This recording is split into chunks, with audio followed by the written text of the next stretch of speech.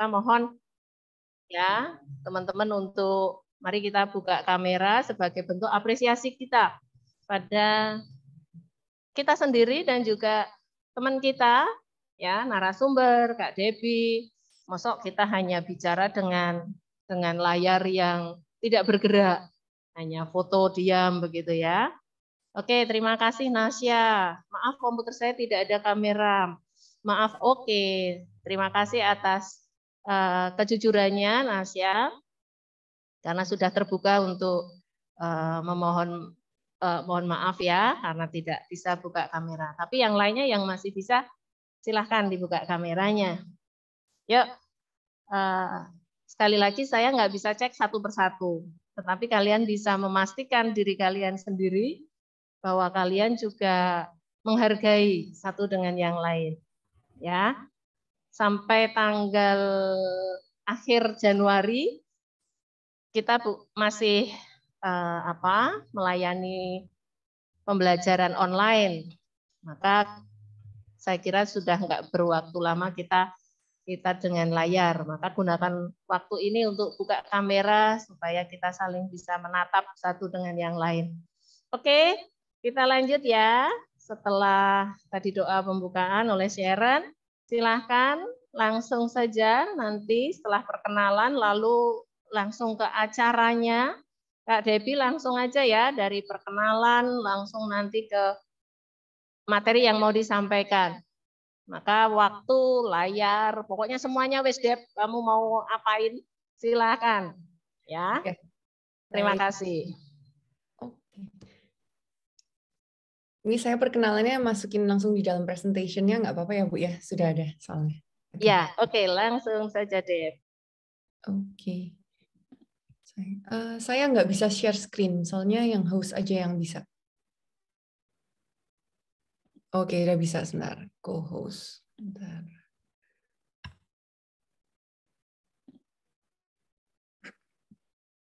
Apa sudah kelihatan ya? Ya, sudah. Super sekali, Deb. Sudah kelihatan. Sebentar. Ini kayaknya tadi suaranya.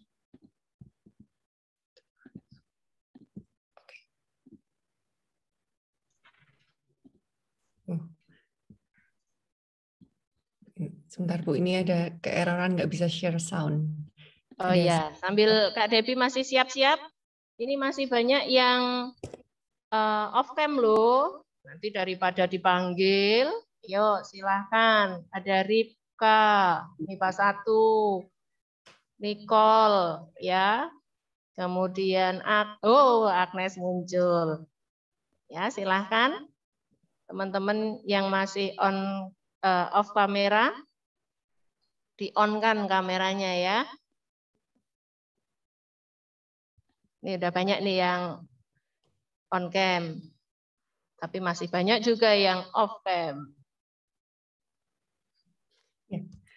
Sudah Bu, saya sudah bisa. Ini suaranya Ibu nggak bergema kan ya? Enggak. Bagus Deb suaranya. Oke. Ya, oke. Semangat Debbie. Ya, thank you.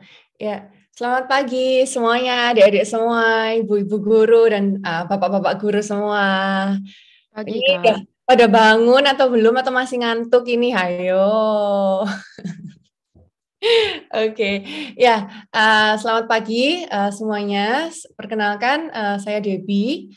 Di sini akan mempresentasikan tentang Qi, di mana ini it's actually about tentang kreativitas Sri Kandi STC, inovatif dan produktif. Sebentar. Ya. Oke. Ya. Sebelum talking deeper tentang Qi, ini saya mau share sedikit tentang profil saya. Jadi saya dulu dari kecil, dari TK, saya di Tarakanita. Dan di Tarakanita di Jogja, di Bumijo dulu, TK SD-nya. Lalu saya ke SMP STC Ndagen. Jadi SMP STC 1, lalu ke SMA Stella Duce 1 juga.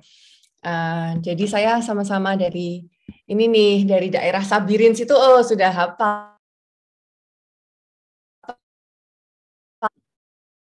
Oke, apalagi daerah saya juga tinggalnya di daerah Sabirin juga. Jadi benar-benar hafal deh dengan daerah situ. Lalu setelah saya lulus dari SMA Stella Duce 1, saya berkesempatan untuk sekolah di Amerika, di daerah California, di UC Berkeley. Lalu setelah saya di sana sekitar 3,5 tahun, saya berkesempatan juga untuk bekerja di Google Headquarter di Amerika, di Silicon Valley. Lalu saya balik ke Jogja, dan sekarang saya ada di Super, di aplikasi Super. Itu saya sebagai co-founder dan juga sebagai wakil presiden pengembangan produk aplikasi Super. Nah, sebenarnya nama lengkap saya Debbie Yasinta Aliza Budiman. Cuma memang saya terbiasa dipanggil dengan sebutan Debbie. Jadi panggil aja Kak Debbie, santai aja ya. Ya semuanya ya. Oke. Ini saya mau share lebih dalam lagi tentang pengalaman saya dulu waktu di SMA Stella Duce.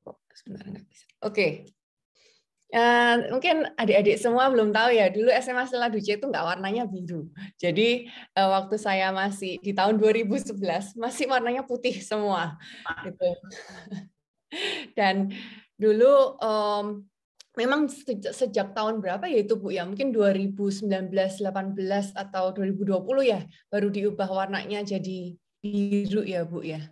Iya, iya. Jadi sudah ada standarisasi semua di Tarakanita memakai warna biru dan kuning. Yeah. Oke, itu becaknya sampai di depan rumahmu ya, Deb? Kan Iya. ada becak dulu. Ini ada gambar becak ini di sini. Dan dulu ada warung depan sekolah juga. Terus sering juga habis olahraga diam-diam curi-curi ke kantin, minum panas-panas kan, terus enak deh minum es tehnya di sana, atau malah makan sotonya biar tambah keringetan lagi gitu. Atau aku suka banget lidi-lidi sih dulu, jadi ya micin generation ini adik-adik semua. Nah, terus saya juga dulu sering banget selain tentunya di kelas ya, di kelas terus juga di kantin, saya sering banget sebenarnya kurang guru dulu. Jadi saya sering ke sana tanya macam-macam. Terus walaupun saya dulu bukan ketua kelas, sempet jadi ketua kelas saya di kelas 10 dulu. Terus saya juga sempat waktu itu ikut karawitan, jadi ikut gamelan. Ini foto saya, ini bukan foto waktu di SMA STC, soalnya saya nggak menemukan foto saya main gamelan, tapi saya karena diperkenalkan ke gamelan oleh SMA Stella Duce, jadi saya menjadi suka banget sama gamelan. Bahkan saya waktu di UC Berkeley dulu ada ekskul gamelan, malah saya ikut di situ. Gitu. Jadi saya benar-benar enjoying classical music dan juga termasuk musik-musik tradisional.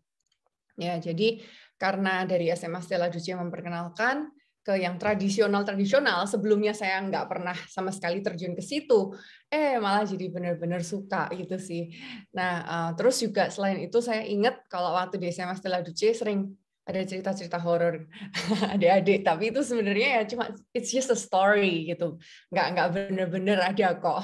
Tenang aja, bagi yang bentar lagi mau masuk tenang aja.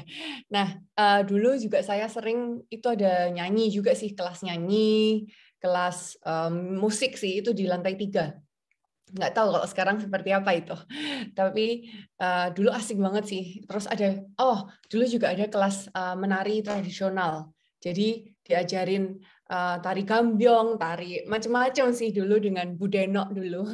Terus ada kelas yang paling asik tuh kelas memasak. Jadi kita gimana caranya kita bisa masak, masakannya enak, disukain sama teman-teman, dan juga disukain ya, maksudnya penilaian juga penting ya. Gitu. Jadi it was so much fun waktu di SMA Stella Duce 1, dan waktu pelajaran yang paling saya ingat dulu itu waktu pelajaran biologi dengan Pak Ari. Jadi disuruh nanam tanaman, tanaman jambu. Jadi dulu saya nanam jambu, terus itu bagus sih pertumbuhannya dulu. Cuma tahu-tahu karena pohon-pohon besar di sebelahnya pohon jambu ini itu waktu itu ada hamanya, jadi nyebar deh ke tanaman saya. Tapi untungnya sudah selesai penilaian, jadi ya udah deh nggak apa-apa. Tapi sedih, padahal sebenarnya nunggu sampai jambunya ini berbuah besar-besar kayak gitu. Nah, sama saya dulu kalau pelajaran sendiri, saya dulu suka banget itu matematika, fisika, dan kimia. Jadi makanya saya dulu masuk ke kelas IPA. bedanya kalau adik-adik sekarang kan sudah langsung ya masuk ke kelas IPA dari kelas 10. Kalau saya dulu dari mulai kelas 11 baru baru saya masuk ke dalam jurusan IPA. Jadi IPA itu baru 2 tahun sih. Jadi waktu kelas 10 saya belajar sejarah, belajar juga geografi semua dan hafalan semua gitu tuh buat saya it was challenging sih dulu. Sedangkan saya sukanya hitungan, sukanya juga rumus-rumus kayak gitu, merasa nyaman dengan rumus-rumus seperti itu. Karena pasti sudah ada jawaban one specific answer dan itu pasti ada yes or no-nya. Maksudnya sudah pasti, oh ya ini benar atau ini salah kalau seperti itu. Nah, terus dulu waktu di SMA Stella Duce, saya juga selalu ingat kalau ada doa malaikat Tuhan jam 12. Sekarang masih ada, Bu? Oh ya, oke. Ya, doa malaikat Tuhan. Terus juga dari SMA Stella Duce istilahnya mengajarkan juga tentang agama di mana ya we have to be closer to Jesus and dengan cara ya itu tadi pasti ada doa pagi, lalu doa malaikat Tuhan seperti itu sih. Dan dulu saya sampai hari Sabtu sih sekolahnya. Kalau sekarang sampai Jumat ya. Oke. Ya, Bu, mungkin atau dari adik-adik ada yang mau tanya dulu waktu saya di SMA Stella Duce 1 biar bisa sharing-sharing lebih dalam lagi. Ya, yuk teman-teman silakan. Tapi jangan diingat loh ya yang cerita horor tadi. itu cuma desas-desus kok adik-adik. Tenang aja. Bu Sinta dulu 94 masuk STC sampai sekarang, guys, juga nggak pernah lihat, cuma dengar. Tapi itu yang bikin asik ya, Deb. Iya. Ya, oke, teman-teman saya kira udah penasaran nih, apalagi yang belum pernah masuk sekolah. Kemarin kan ada beberapa yang sudah masuk gitu ya, tapi yang sama sekali kayak Amanda tadi yang dari Papua, lalu Rachel dari Lampung, saya kira belum pernah duduk di meja ya, duduk di kursi kelas gitu. Saya kira jadi penasaran. Ayo teman-teman, siapa yang mau tanya dulu? Siapa tahu ada yang menanyakan tentang sekolah kita dulu, lalu Kak Debbie bisa melanjutkan. Sebagai seorang co-founder and vice president of product development aplikasi super, gitu ya Deb, bacanya ya Deb? Iya benar kok. Ya ampun, ini saya jadi nervous nih sama vice president. Enggak, Bu, panggil aja. Panggilnya saja Deb. Padahal, dia seorang vice president loh, Gak apa-apa Bu, di Amrik malah biasa kok Bu panggilnya nama langsung gitu, bahkan sama yang Jepang gitu nggak apa-apa kok, santai aja Bu. Oke ya, oke ya teman-teman, ada yang penisirin saking penasarannya sama Kak Debbie. Kak Debbie ini ya dulu istilahnya tadi, dia tanya apa ke sana kemari, tanya gini, lalu rambutnya tadi yang saya ingat dia selalu dikucir, ya. Permisi. Boleh mau nanya? Ya. Iya, Amanda. Ayo silakan Amanda. Ini aku tanyanya yang di luar cerita STC tadi ya. Iya, boleh Amanda.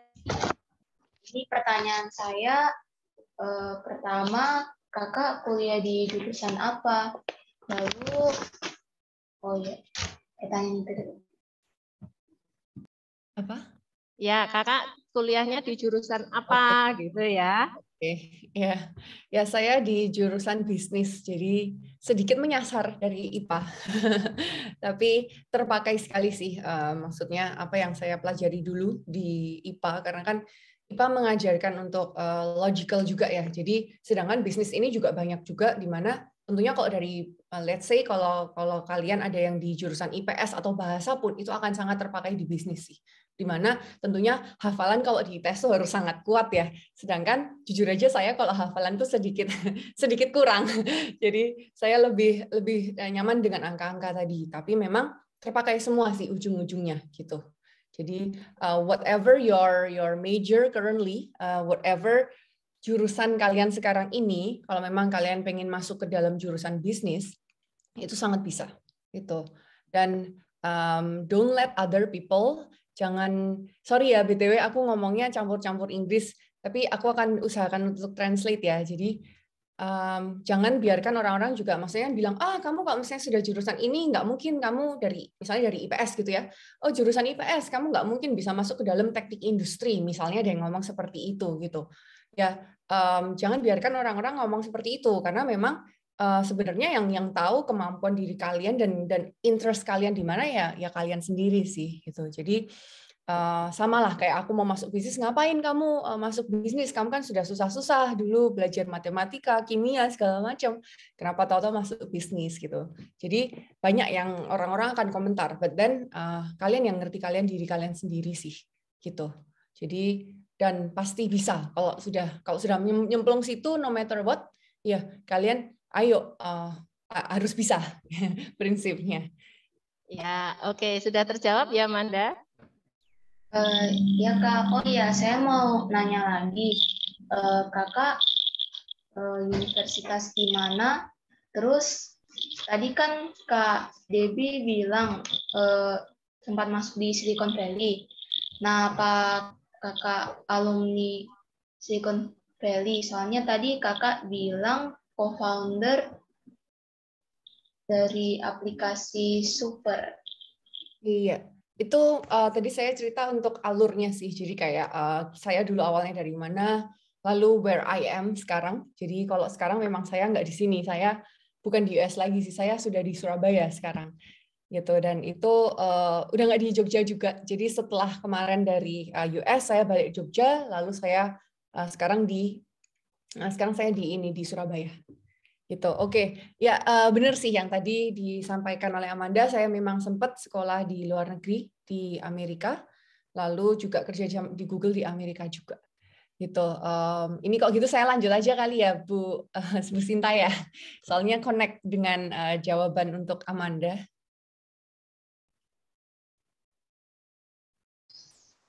Ya. Atau ada yang mau tanya lagi dulu terkait kembali lagi ke saya waktu saya di mana di SMS Stella Duce? Oke, kalau nggak saya lanjut dulu deh ya. Ini putus nggak ya suara saya? Halo? Enggak, Deb. Oke. Nyambung kok. Oke. Lanjut dulu, siapa tahu ada yang mau tanya nanti. Oke, mari Deb.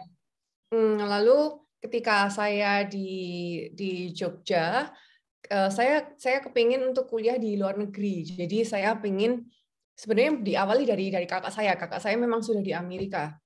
Tapi saya juga jadi karena melihat kakak saya di Amerika, saya juga jadi kepengen untuk ke Amerika juga gitu. Memang nggak harus ke Amerika gitu, di mana tentunya Amerika itu jauh ya.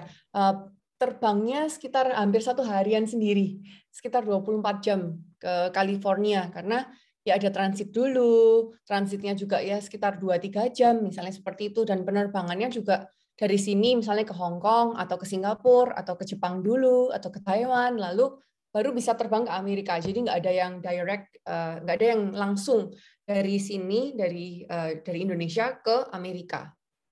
Seperti itu. Nah, lalu waktu saya pertama kali datang ke sana, tentunya ada culture shock, di mana saya shock kayak, wah, kok culture-nya seperti ini, apalagi teman-teman Indonya kebanyakan dari Jakarta sih. Jadi dan saya memang biasa dari kecil sudah terbiasa di Jogja ya. Jadi culture-nya tentu beda.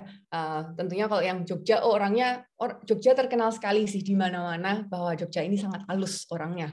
Gitu, dan ya saya sudah terbiasa dengan culture seperti itu. Lalu tahu-tahu di Amerika juga orang bulenya, baik orang-orang Indo yang lain, orang-orang Medan, orang-orang Pontianak, banyak juga orang Jakarta dan Surabaya sih, itu banyak sekali, dan itu tentunya ngomongnya lebih nyablak ya, lebih to the point gitu. Dan orang bule apalagi nggak ngomongnya muter-muter atau ngomongnya berusaha diperhalus, itu mereka tidak kepikiran sampai ke situ. Gitu. Jadi saya di sana ada culture shock. Tentunya awal-awal kayak, kok kayak gini, kok saya nggak nyaman. Saya sempat kepikiran apa saya pindah jurusan, sampai saya kepikiran seperti itu. Karena saya suka sekali ya, kembali lagi, matematika, kimia, dan fisika. Saya sempat kepikiran mau pindah jurusan teknik dulu. Gitu. Dan tapi ketika itu saya istilahnya kayak my family juga tentunya support saya whatever decisions yang akhirnya saya buat gitu. Dan saya merasa sebenarnya waktu tentunya pernah down ya. Lalu ketika saya di sana itu saya tertantang, di mana saya ngerasa kayak masa sih segini doang limit aku, masa segini doang sih kemampuan aku untuk bisa bertahan di jurusan bisnis ini gitu. Dan dari situ malah saya muncul kreativitas saya. Jadi kreativitas saya itu di mana bentuknya adalah ketika itu saya join klub sih. Jadi join kayak ekstrakurikuler gitu. Dan di sana malah saya jadi bisa inovasi ide-ide baru untuk klub-klub saya ini. Dan saya jadi benar-benar istilahnya tumbuh passion, tumbuh rasa sayang, dan juga tumbuh kayak oh ini ternyata saya bisa ya di dalam bisnis, dan itu saya nggak nyerah di situ aja gitu. Nah terus jadi akhirnya kecintaan saya ke bisnis juga ada, malah karena masalah saya itu. Lalu saya waktu di US ini juga mungkin it looks really wow, kayak wow it was so much fun and all. Yeah, it was, tapi juga it comes with a lot of challenges gitu. It comes with a lot of hardship juga gitu. Dan tentunya nggak cuma tawa, tapi juga ada tangis itu pasti gitu. Dan saya dulu berkesempatan untuk menjadi the first international student speaker. Jadi sebenarnya saya cerita sedikit ya. Waktu saya di Amerika, saya tuh 2 tahun di college dulu, baru habis itu transfer ke UC Berkeley gitu. Nah, memang sistemnya seperti itu karena kalau misalnya langsung masuk ke university itu sebenarnya bisa, tapi tesnya jauh lebih susah apalagi untuk international student gitu. Nah, waktu saya di college, saya berkesempatan untuk menjadi the first bukan guest speaker, tapi sebagai lulusan apa ya bahasa Indonesianya, Bu? Kalau untuk yang wisuda terus ngomong di depan apa, Bu, bahasanya? Perwakilan gitu, perwakilan wisudawati.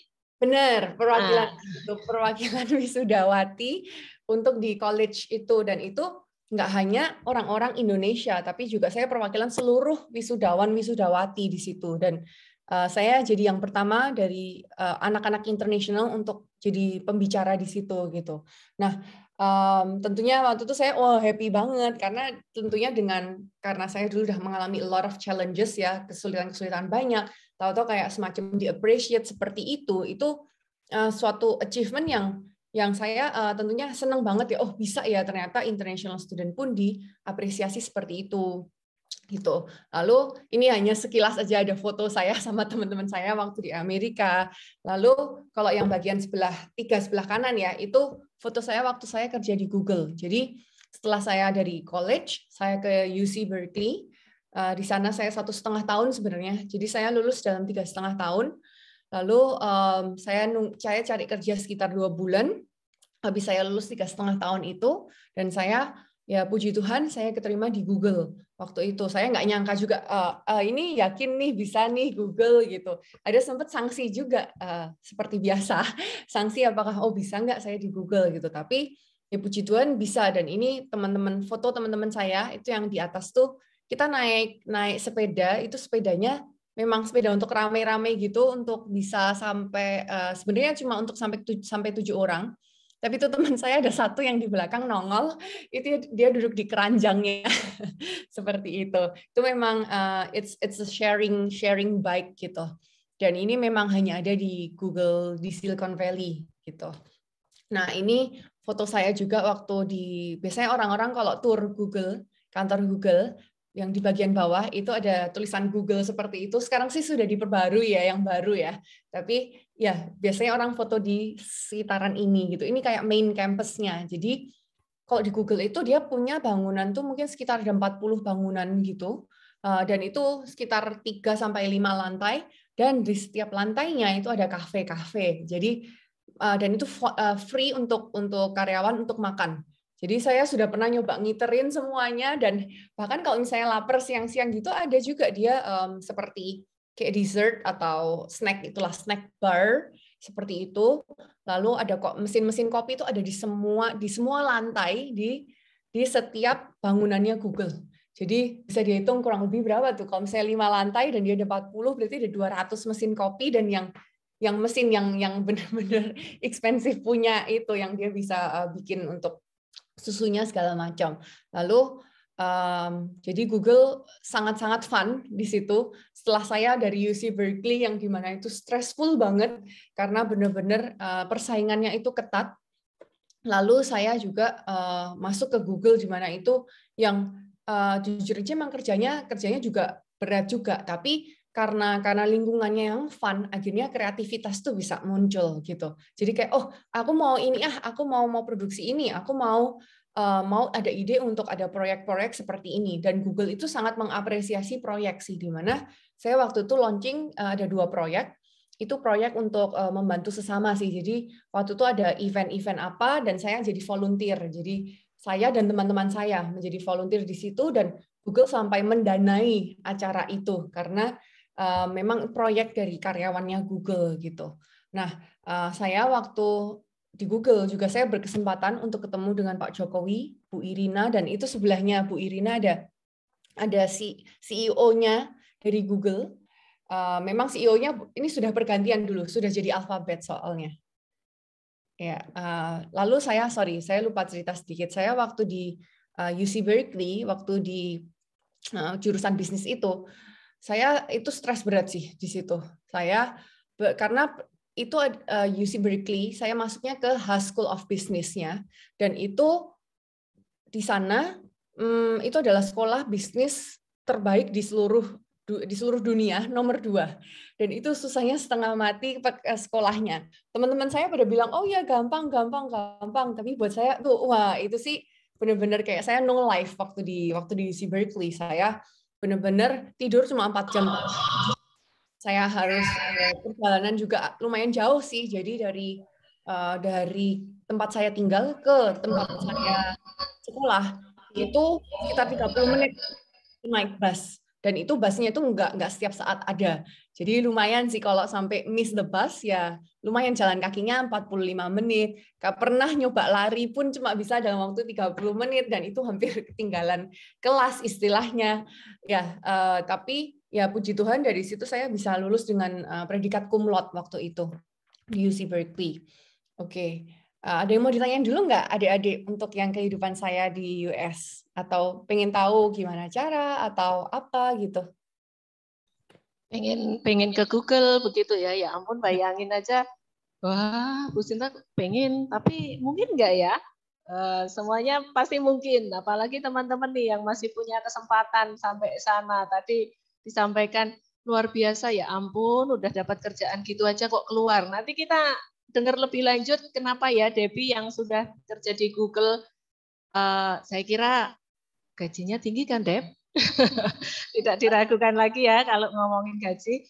Mungkin nanti disampaikan, oh ini ada Sekar yang raise hand. Ayo Sekar, silakan. Halo, selamat pagi Kak Debbie. Ya, pagi Sekar.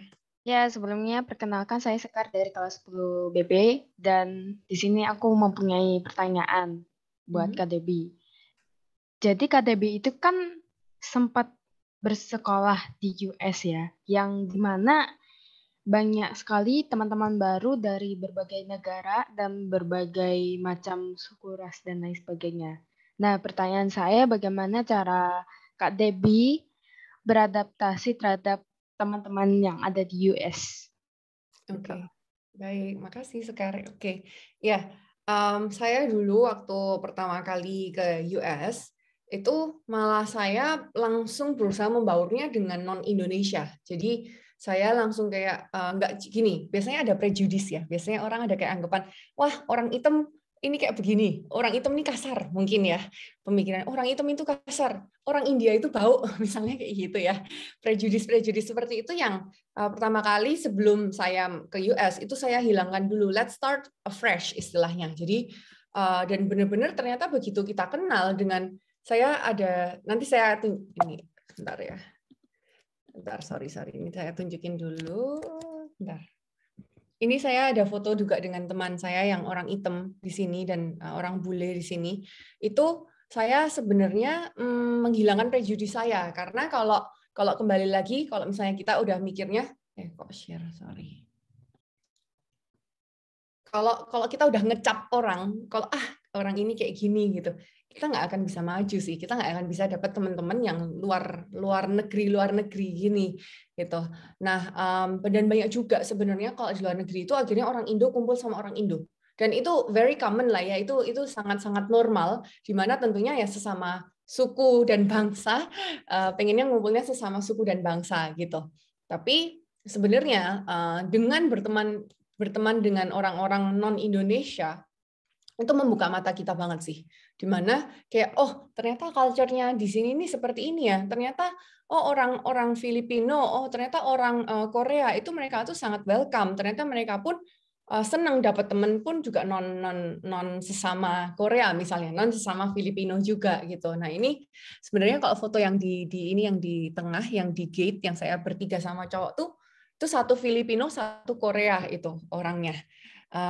Dan saya memang malah jadi lebih dekat sama non Indo sih di situ, karena sebenarnya Indo pun mereka juga ada ngejudge-nya ya, it's usual ya, biasa ya orang kayak ngejudge, tapi juga sebenarnya sesama orang Indo ini saling membantu juga gitu. Kalau orang luar negeri, mereka sudah terbiasa dengan lebih lulu gua sebenarnya. Jadi tentunya kita dekat, tapi tetap begitu kita misalnya ada,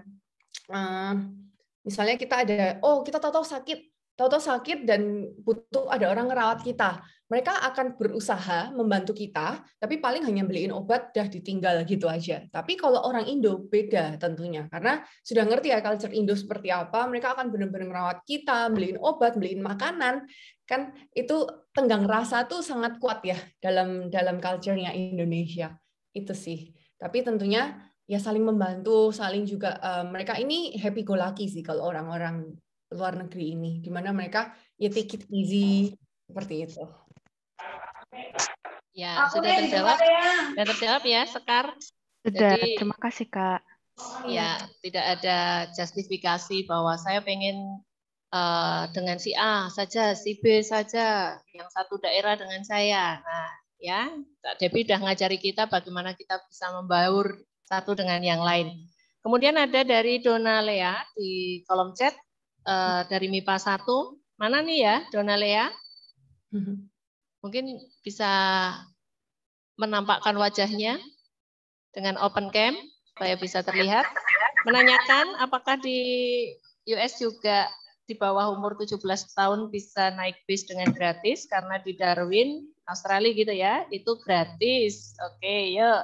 Silakan, Deb. Oke. Sorry. Kalau di US itu di bawah 10 tahun sih yang gratis. Jadi, dan I think itu juga tergantung dari busnya juga sih, karena kalau di daerah saya itu dulu 10 tahun ke bawah. Tapi bisa jadi di daerah lain itu lebih older gitu juga bisa. Jadi kalau tapi sepengetahuan saya di daerah California yaitu 10 tahun sih. Ya, oke. Mana nih ya, Dona Lea, kok tertarik dengan naik bis? Apakah tadi karena Debbie mengatakan ya lari-lari ngejar bis kota gitu? Mana nih, Dona Lea? Iya, Bu. Kenapa tertariknya naik bis? Kamu mau ke sana karena pengen naik bis? Soalnya waktu itu kan pernah aku pertukaran pelajar gitu, kan mau nanya gitu kan, soalnya di Darwin kan kalau 17 tahun ke bawah kan masih gratis gitu kan. Mau nanya gitu, kayak sama nggak sih gitu. Oh, pernah Dona Lea pertukaran pelajar pas SMP begitu? Iya, Bu. Ya ampun, di SMP mana? Di sana di Darwin? Di Teresia. Oh, kalau di Darwinnya di St. John's, Bu. St. John's gitu ya? St. John's. Oh ya, John's ya. Oke, nah besok ini kayaknya tertarik mau ke Amerika nih. Aussie sudah, lalu mau ke Amerika. Ayo Dona Lea, semangat mau ke Aussie. Ke Amerika ya, besok naik bis gratis. Oke. Iya, oke. Iya.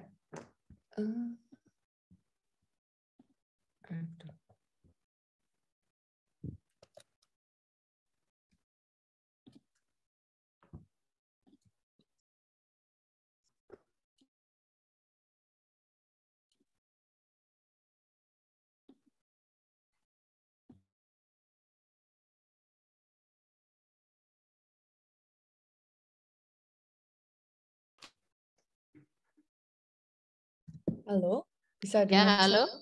Oke, ya maaf barusan internetnya rusak, ini nggak bisa. Oh gitu, agak ada jeda ya. Tapi nggak mati listrik kan, Deb? Nggak kok, nggak. Oh. Bentar, coba saya cek lagi ya internet saya. Bentar. Sudah jelas tapi ya suara saya ya? Sudah di studio STC1 jelas. Baik. Ya, kalau tadi juga untuk kenapa kok saya pilih US sebenarnya. Jadi memang US ini terkenal sekali untuk bisnisnya tuh bagus sekali. Memang semua orang berpikiran bahwa memang karena US ini kan negara adidaya ya. Jadi semua yang namanya bisnis itu mengacunya ke US.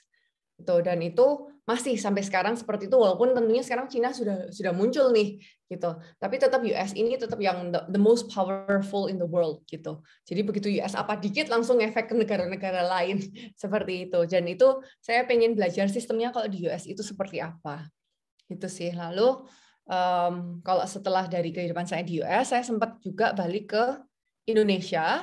Lalu ke Jogja, saya sempat di Jogja selama mungkin 2-3 tahun. Di sana saya bantuin usaha orang tua saya di bidang pupuk organik cair dan juga sempat ada bakpia juga di sana. Karena saya suka makan dessert, saya suka makan yang manis-manis dari zaman saya dulu di SMA STC. Saya sering bawa bekalnya roti gitu, atau saya beli roti di tempatnya kantin seperti itu. Sekarang enak ya, sudah ada GoFood gitu-gitu, tinggal beli juga bisa ya. Kalau dulu belum ada zaman saya. Tapi nggak boleh loh, Deb. Di sekolah nggak boleh GoFood. Aturannya kita nggak boleh GoFood. Kecuali kalau memang sudah selesai gitu, selesai KBM, nah boleh. Nanti rame dong kita malah melayani GoFood. Lanjut, mari kita. Baik, ya lalu setelah itu saya bersama ini 4 other friends. Di situ saya mendirikan aplikasi Super. Dan ini gimana kok bisa? Awalnya ya memang kita itu, kalau saya sendiri, saya kan memang karena tumbuhnya di Jogja ya. Ini teman-teman saya banyak kan ada Jakarta dan ada Surabaya, ini yang 4 lainnya ini 2 Jakarta, 2 Surabaya aslinya. Nah, saya memang karena tumbuhnya juga di kota kecil, jadi saya ngerti benar, saya juga, papa saya kan pupuk ya, jadi saya sering banget ke desa-desa dari zaman saya kecil. Jadi ketemu dengan petani-petani, nyemplung ke pertanian juga pernah, maksudnya ke sawah-sawah gitu, ketemu dengan petani, naik teras sharing. Jadi teras sharing itu yang kalau misalnya sawahnya bentuknya kayak tangga seperti itu. Lalu dan tentunya dari situ saya menjadi mengerti, kesulitan-kesulitan apa sih yang sebenarnya dialami oleh orang-orang di desa, oleh orang-orang di anak-anak di kota, di desa juga gitu. Karena kalau dibandingkan dengan di kota, contohnya saya dulu suka banget permen itu cap kaki tiga, bukan cap kaki tiga, permen yang merah yang bentuk kaki itu dulu murah sekali di Jogja, paling 200 perak juga dapat gitu. Tapi ternyata ketika saya ke desa, saya waktu itu lagi ya namanya anak kecil ya, saya kepengin lagi permennya gitu, saya cari-cari ada sih, tapi waktu itu harganya malah jadi kayak Rp500 gitu. Jadi saya heran loh, kalau logikanya ya, kalau dengan harga dengan exactly the same thing, tapi harganya lebih mahal di daerah tersebut, tentunya saya ekspektasinya adalah, berarti orang-orang desa itu lebih kaya ya daripada orang-orang kota gitu. Tapi kenyataannya enggak gitu. Mereka saya ngelihat kok kehidupannya sangat-sangat sederhana, rumahnya pun bentuknya bahkan hampir ambruk seperti itu gitu. Dan tapi permen kakinya lebih mahal daripada di tempat saya gitu. Jadi ada keprihatinan di situ yang muncul. Lalu saya ketemu, awalnya saya kenalnya dengan CEO-nya dulu, dan dari situ kita ada keinginan untuk membentuk sebuah aplikasi di mana untuk membantu orang-orang di desa ini gitu. Nah, melalui kesempatan ini juga, melalui dari aplikasi Super ini juga, ini kita didanai. Jadi aplikasi Super ini mendapat pendanaan sekitar 0,5 triliun. Barusan mungkin sekitar 6 bulan yang lalu, dan itu salah dua investor yang mungkin adik-adik dan juga Bapak Ibu mengerti adalah itu Bu Mariel Kapangestu, itu adalah mantan Menteri Perdagangan Indonesia dan sekarang menjadi World Bank Director, jadi direkturnya Bank Dunia. Lalu juga ada Jay-Z penyanyi rapper itu yang suaminya Beyonce. Itu juga merupakan salah dua investor kita. Oke. Nah, sebenarnya visi misi aplikasi Super itu apa? Jadi kita itu tujuan utamanya adalah memeratakan ekonomi dan distribusi di kota Tier 2, Tier 3 dan daerah pinggiran di seluruh Indonesia. Jadi maksudnya kota Tier 2, Tier 3 itu apa sih? Jadi kalau di Indonesia itu dibagi menjadi beberapa tier sebenarnya kotanya, di mana Tier 1, Tier 2, Tier 3, Tier 4. Tier 4 itu yaitu daerah pinggiran. Jadi benar-benar yang pelosok-pelosok kayak gitu. Nah, kota Tier 2 dan Tier 3 itu jadi kota dengan pendapatan per kapitanya tuh lebih rendah dibandingkan kota Tier 1, di mana kota Tier 1 tentunya yaitu adalah Jakarta, karena pendapatannya tinggi sekali di sana. Dan nggak hanya Jakarta sih, ada juga di tempat-tempat lain. Ada, kalau nggak salah ingat, ada di daerah Sulawesi juga ada satu kota yang dia penghasilannya timah, itu sangat-sangat kaya itu orang-orang di daerah situ. Nah, aplikasi Super sendiri itu gimana kita beroperasi. Jadi kita itu ada aplikasi, dan aplikasi ini mungkin kalau adik-adik melihat itu sebenarnya mirip lah dengan Tokopedia, Shopee seperti itu. Tapi kita bedanya adalah kita khusus melayani toko-toko kelontong. Jadi melayani warung seperti itu, dan di sini kita ini sebenarnya social commerce. Jadi social commerce itu kita menggunakan manusia, istilahnya menggunakan manusia untuk membantu dengan memakai aplikasi ini. Maksudnya super agen di sini maksud saya. Jadi super agen ini orang-orang yang jago memakai teknologi, dan mereka ini mengunjungi warung-warung dan membantu pemilik-pemilik warung ini untuk pesan barang-barang kulakannya mereka. Gitu. Jadi kalau untuk pemilik-pemilik warung di daerah-daerah di Jawa Timur dan di daerah kota pinggiran terutama, mereka ini sangat tidak bisa mengoperasikan teknologi.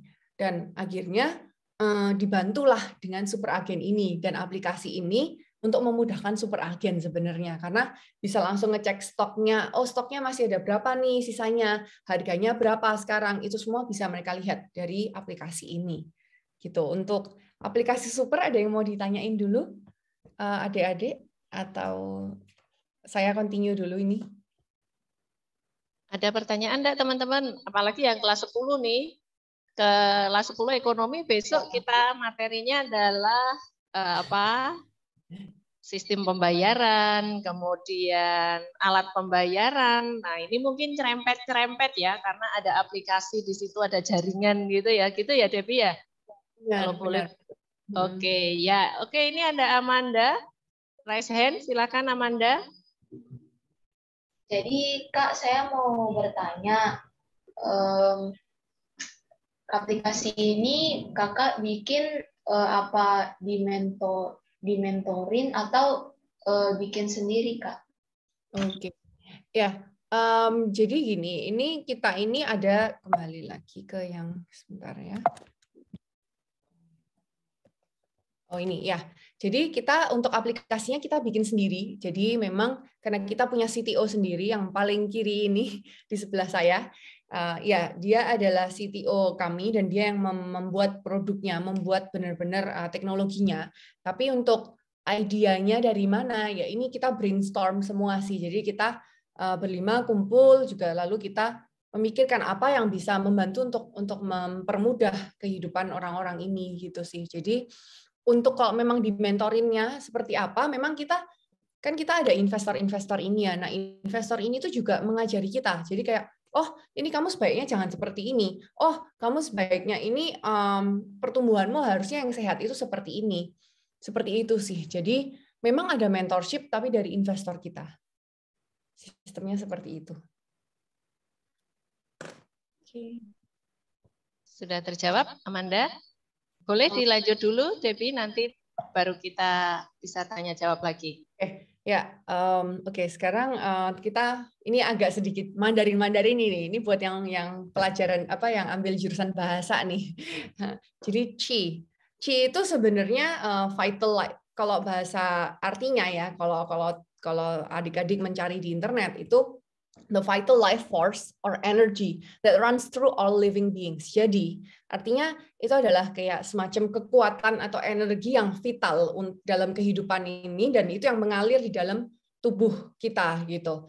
Nah, tapi sebenarnya kalau menurut aku, Qi juga ada artian tersendiri, di mana artinya ada stands for, C itu creativity, H itu hardship, I itu innovation. Jadi Qi ini memiliki kepanjangan, nggak hanya vital life force or energy yang runs through di dalam tubuh manusia ya, tapi Qi itu ada kreativitas, hardship itu adalah semacam challenge atau kesulitan dan juga tantangan, I itu innovation. Oke, kita next ya. Kita sekarang nonton.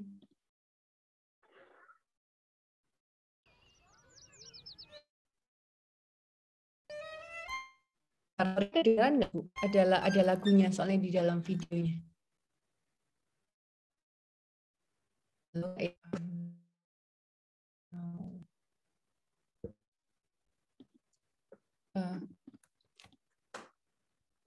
Bu, ini sorry, dengar nggak ya suaranya? Soalnya ini ada videonya, ada suaranya. Ya, tadi sebentar dengar. Tadi ada kok, sudah dengar Deb tadi. Nah, dengar nih, udah cuit-cuit.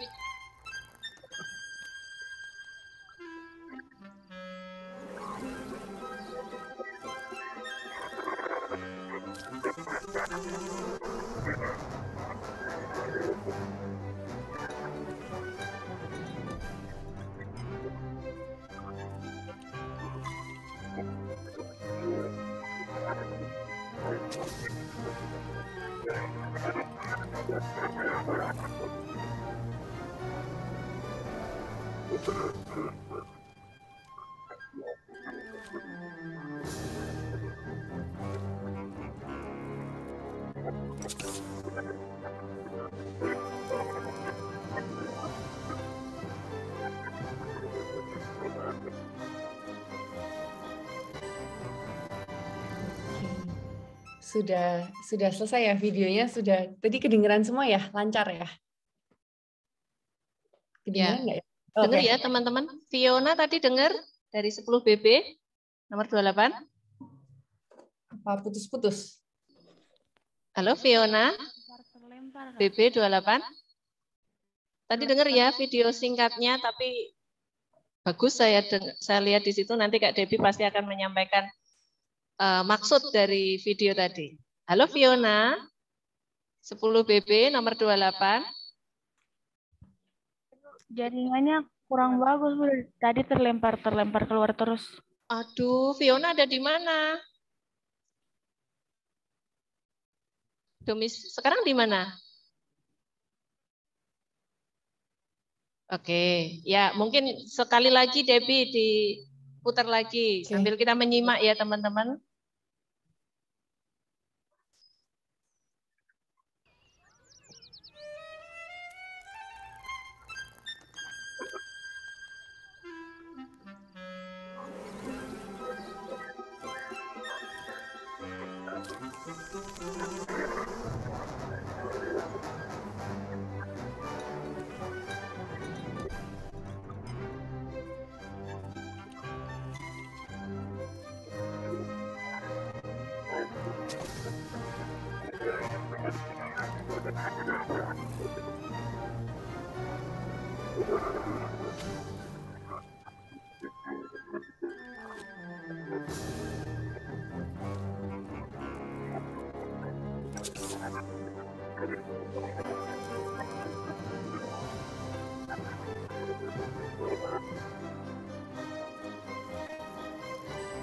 Oke, sudah ya.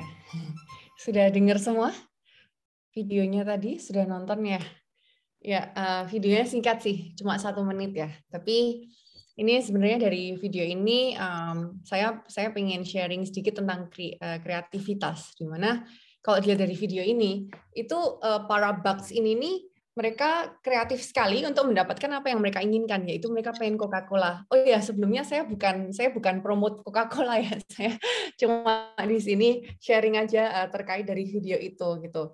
Nah, jadi karena mereka sangat ingin nih untuk minum Coca-Colanya, akhirnya timbul kreativitas untuk mereka ini saling bekerja sama. Lalu mereka bikin sampai tadi lihat ya, ada kupu-kupu bentuknya bentuk mirip sama Coca-Cola, tahu-tahu dia mau diangkat, tahu-tahu hilang semua kayak gitu. Dan benar-benar sampai tadi lihat ya, ada kupu-kupu nempel di hidungnya si orang yang tidur, sampai tangannya orangnya ngangkat untuk menghilangkan kupu-kupu itu. Padahal tujuannya adalah untuk yaitu untuk minum Coca-Cola rame-rame nih gitu. Nah, jadi kalau kreativitas sendiri sebenarnya itu tuh kalau teman-teman lihat ya, itu sebenarnya nggak hanya dalam bentuk menemukan ide bisnis baru sih gitu. Jadi contohnya aja kayak dalam kehidupan sehari-hari ya, itu bahkan untuk menyelesaikan masalah pun bisa gitu. Nggak hanya kalau ide baru kan ya oke lah kalau memang bisa dapat ide bisnis baru ya dari kreativitas, tapi terutama untuk menyelesaikan masalah sih dalam kehidupan. Karena contohnya lagi, ketika ini adik saya nih, ketika adik saya itu dia lagi kesulitan untuk ngangkat galon waktu itu, dia masih kecil gitu. Terus dia invention sendiri untuk ada alat, dia tinggal injek, terus habis itu dia bisa balik sendiri gitu galonnya. Jadi itu kan untuk menyelesaikan kesulitan dia ya, di mana kesulitan dia adalah untuk ngangkat galon gitu, karena masih kecil.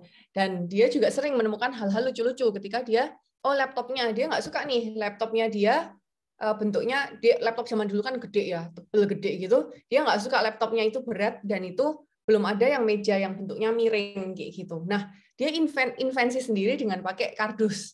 Kardusnya dipotong, dibentuk supaya dia bisa enak laptopannya agak naik kayak gini gitu. Jadi sama seperti yang di Coca-Cola ini, mereka ini kan kreativitasnya untuk istilahnya kita bisa menyebutkan untuk mencapai suatu goal, atau juga untuk memecahkan masalah, di mana masalah mereka nggak bisa buka sendirian untuk Coca-Cola ini, tapi dibutuhkan adanya kerjasama gitu.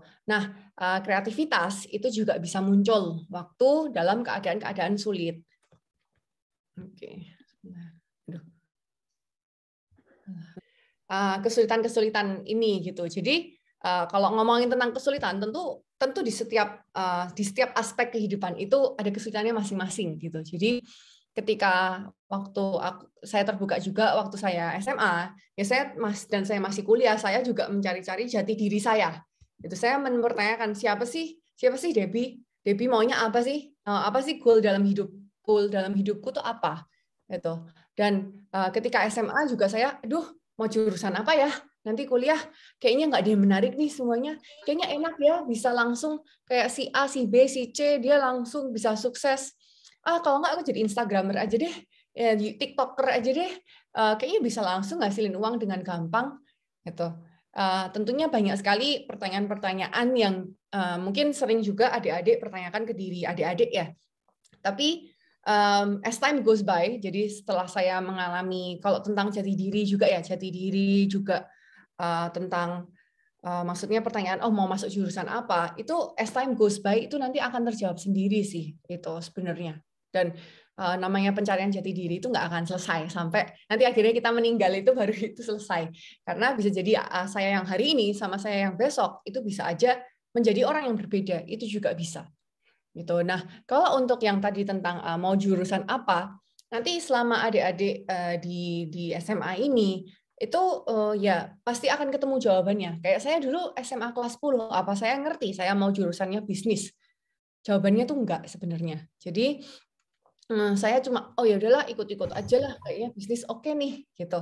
Tapi ternyata setelah saya beberapa tahun di SMA, itu saya menyadari bahwa memang saya tuh tertarik dan saya mendapatkan energi itu dari ngobrol dengan orang gitu. Jadi extrovert ya, saya memang extrovert dan saya senang kayak ngobrol dengan orang. Ternyata saya juga bisa lah memberikan data-data atau memberikan angka-angka yang bisa mensupport omongan saya ke orang lain seperti itu. Dan makanya ketika saya kuliah akhirnya saya mendapatkan jawaban juga, dan dari kreativitas saya, maksudnya karena saya menghadapi kesulitan ya, akhirnya muncul kreativitas tadi yang waktu saya kesulitan, saya masa sih jurusan bisnis, saya udah di kuliah pun saya masih mempertanyakan gitu kan. Tapi dari situ muncul kreativitas yang akhirnya, bisa ya, saya ternyata di dalam bisnis ini bisa gitu, dan saya menjadi tumbuh passion lebih dalam lagi di bisnis. Seperti itu. Nah, juga waktu ini foto saya bertiga dengan teman saya yang di tengah itu saya di UC Berkeley dulu. Nah, saya juga mengalami kesulitan lagi di situ. Saya kesulitan dalam mencapai nilai yang benar-benar baik gitu. Saya tentunya ambisius ya. Saya pengennya nggak cuma cum laude, saya pengennya benar-benar yang sampai mau kalau bisa 4.0. 4.0 itu kalau IP di IPK atau IP ya. IP kalau di Amerika itu sampainya maksimalnya di 4.0 gitu. Nah, tentunya saya tertantang pengen ke arah 4.0. Sedangkan ya saya ada di universitas dengan untuk jurusan bisnis terbaik kedua di dunia. Jadi saya kesulitan sekali di situ gitu. Kayak saya ngerasa kok teman-teman saya bisa semua, kok teman-teman saya pinter sekali semua gitu. Tapi dari situ saya juga muncul lagi kayak ide-ide baru lagi, kayak saya ya udahlah saya coba belajar sama teman-teman saya gimana caranya. Mungkin dengan kayak ini deh, tadi saya sebenarnya cara saya untuk belajar itu akhirnya menciptakan singkatan-singkatan kayak CHI kayak gini, kreativitas, hardship sama innovation kayak gitu. Itu singkatan saya mempelajari untuk semuanya saya pelajari pakai singkatan-singkatan deh. Itu karena apa ya? Karena saya mengalami kesulitan waktu saya di university. Saya di university dulu gitu. Jadi sering misalnya istilah-istilah akuntansi, saya pakai singkatan-singkatan gini supaya mudah buat saya. Nah, akhirnya timbul kreativitas deh di situ. Dan saya juga jadi mengerti, kalau belajar sebaiknya kayak gini ya. Misalnya, kalau belajar udahlah kita harus belajar jauh-jauh hari misalnya. Jangan juga belajarnya terlalu mepet-mepet. Seperti itu. Nah, setelah saya lulus dari university, pertanyaan selanjutnya, kesulitan selanjutnya adalah, saya mau kerja apa ya? Saya mau kerja apa ya? Saya yang cocok apa sih sebenarnya kerjaan buat saya? Saya begitu lulus dari kuliah, saya dulu sangat idealis di mana saya pengen kerjanya tuh pokoknya harus langsung agriculture, harus langsung pertanian di Amerika. Sedangkan namanya di Amerika ya susah untuk cari yang di bidang pertanian, kecuali mau pindah ke kota yang benar-benar terpencil dan jauh dan kecil, nggak ada, maksudnya benar-benar di situ isinya orang-orang bule doang gitu. Nah, tentunya saya di situ kebingungan lagi nih, aduh masuk mana ya, pengen kerja apa ya gitu. Lalu saya berusaha di situ, kreativitas muncul lagi di situ, di mana saya akhirnya coba deh apply sana sini, apply kerja di sana sini nggak terserah apapun jobnya, saya coba daftar gitu. Tentunya pilih-pilih ya, bukan terus kalau kayak misalnya cuci piring di McDonald itu bisa aja, tapi itu ilegal nanti jadinya, karena saya nggak boleh untuk yang seperti itu tuh banyak pekerja ilegal. Jadi nanti saya malah bisa dideportasi dari Amerika dan itu bahaya. Nah, terus saya akhirnya muncul kreativitas di mana saya apply aja kerja apapun itu saya apply, dan saya akhirnya mendapatkan, malah ya puji Tuhan saya mendapatkan kerja di Google gitu. Nah, jadi kesulitan-kesulitan ini adik-adik semua sebenarnya akhirnya bisa menimbulkan kreativitas dan menimbulkan inovasi dan critical thinking, di mana kalau kayak gini bisa ditweak seperti ini. Ditweak itu maksudnya misalnya ada masalah A ya ini bisa gimana diubah caranya supaya itu kita menjadi mendapatkan sesuatu out of it gitu. Jadi pasti ada pembelajaran sesuatu kok dari semua permasalahan yang mungkin adik-adik mungkin lagi alami. Mungkin let's say sekarang mungkin ada yang lagi patah hati, barusan putus nih Kak sama pacar, misalnya seperti itu. Itu dan pasti tentunya menyakitkan ya, tapi itu semua adalah pembelajaran hidup yang memang kita harus lalui, dan kita harus enjoy the show sih adik-adik semua. Whatever things yang kalian lagi kesulitan, itu dari yang di atas itu sudah ngerti kok limit kita itu seberapa gitu. Dan yang tentunya yang di atas juga memberikan kesulitan itu tidak melebihi dari apa yang kemampuan adik-adik gitu. Jadi let's say kalian sedang mengalami sesuatu masalah saat ini pun, itu semua sudah diperbolehkan sama yang di atas, dan yakin kalau kalian itu pasti bisa. Walaupun sekarang kayak, aduh gelap Kak, nggak tahu Kak, susah Kak, tapi pasti bisa. Gitu. Dan kalau kalian sudah memiliki attitude untuk yang, oke, saya pasti bisa, nanti kreativitas itu muncul, critical thinking itu muncul, lalu timbullah yang namanya inovasi. Nah, inovasi ini gimana sih sebenarnya caranya? Ya tadi kayak kita nggak pernah nyerah, itu satu ya kan. Yang kedua, kita tentunya harus keluar dari comfort zone kita, dari zona nyaman kita. Karena kalau misalnya kita terus ada di dalam zona nyaman, ya kapan kita bisa menimbulkan sebuah inovasi? Gitu. Ini let's say nih kalian punya kemampuan tuh sebenarnya segini nih, gitu. Tapi kalian tetap keep it segini terus, ya udahlah aku mau di comfort zone aku aja segini. Apa nggak sayang sih sebenarnya kalian tuh bisa berkembang seperti ini? Seperti itu. Lalu yang ketiga, itu it's okay to fail. Jadi nggak masalah untuk kita itu melakukan kesalahan dan kita gagal itu nggak masalah. Gitu. Karena setelah kita gagal, kita pasti belajar sesuatu kok dari situ.